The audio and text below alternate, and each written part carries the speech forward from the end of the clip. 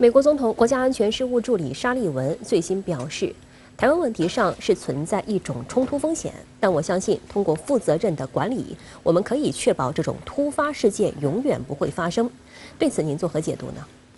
拜登政府所制定的对华战略其实就是两条，一个是要跟中国展开激烈的竞争，二是要避免中美爆发冲突。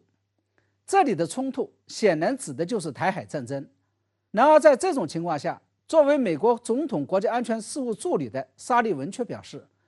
美国可以通过负责任的管理，确保台海战争永远不会发生。那么沙利文做出这一判断的信心与底气究竟从何而来？我个人认为，沙利文的所谓信心与底气，实际上是来自于拜登政府近2年来在政治、外交与军事层面的一系列令人眼花缭乱的布局。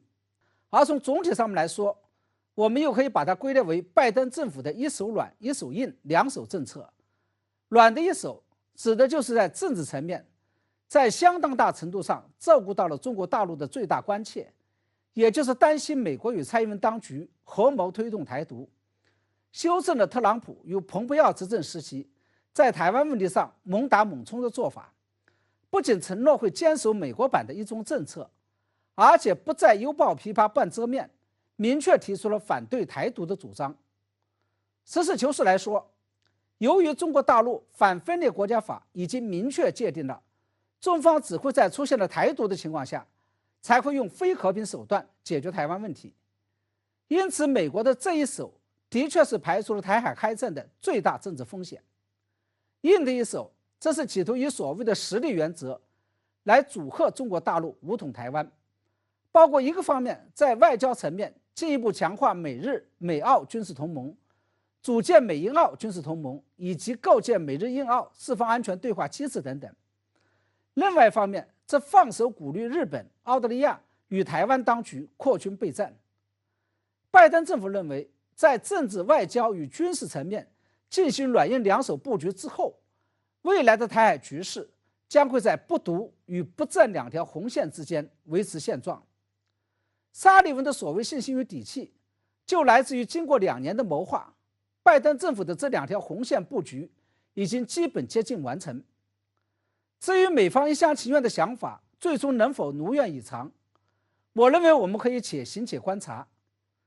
不过我想要提醒美方的是，你们费尽心机，看上去似乎是非常美好的谋划，实际上是存在着2个巨大的盲点。其一是，你们企图让台海局势在不独与不战中永久维持现状，却没有考虑到中国政府与14亿中国人民坚定地推进国家统一的意志。其二是，由美方来布局的不独与不战这2条红线，其本质实际上是外部势力对台湾问题的介入，有违于中共在20大报告中确定的既要反对台独又要反对外部势力干涉的政治主张。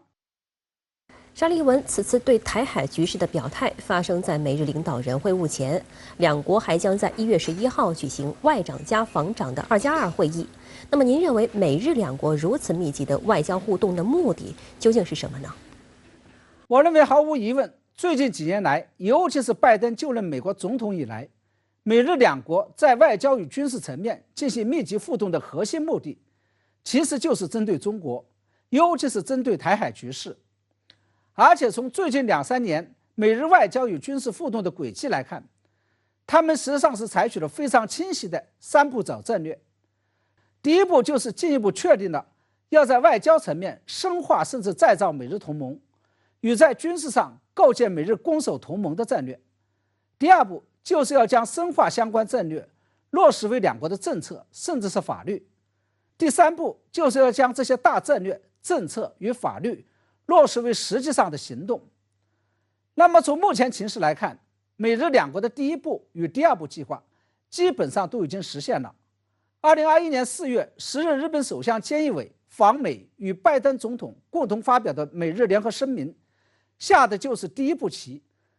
而且在重申美国对日本协防与保护的义务之外，还特别强调了日本也肩负着保护美国的责任和义务。为此还着重指出，日本需要进一步强化自己的国防能力，也就是美日之间在安全上要实现互保。第二步就是美日各自将美日联合声明中达成的共识转化为了本国的外交与国防政策。为此，拜登政府于2022年中通过了新的国家安全保障战略，而日本也于同年底修改了自己的安保战略。而在走完的第一步与第二步棋之后，我们就可以非常清楚地知道，美日接下来举行外长加防长2+2会议，以及岸田即将访美会晤拜登，目的就是要着手下第三步棋，也就是要将这些大战略、政策与法律落实为实际上的行动，包括美日两国如何分配各自的进攻与防卫任务，如何部署美国的政府巡航导弹，以及美日如何进一步共享军事信息与情报等等。至于在台湾问题上，我认为美日两国在这次密集的外交互动之后，应该不会有出格的表态，而是会继续维持其坚持一个中国、反对台独的基本政策，以及做出维持台湾海峡和平稳定非常重要这种笼统的表态。但在实际行动上，他们一定会加紧备战，并企图以通过备战来达到所谓的避战的这样一个目的。好的，谢谢刘先生在线与我们分享您的观点，谢谢。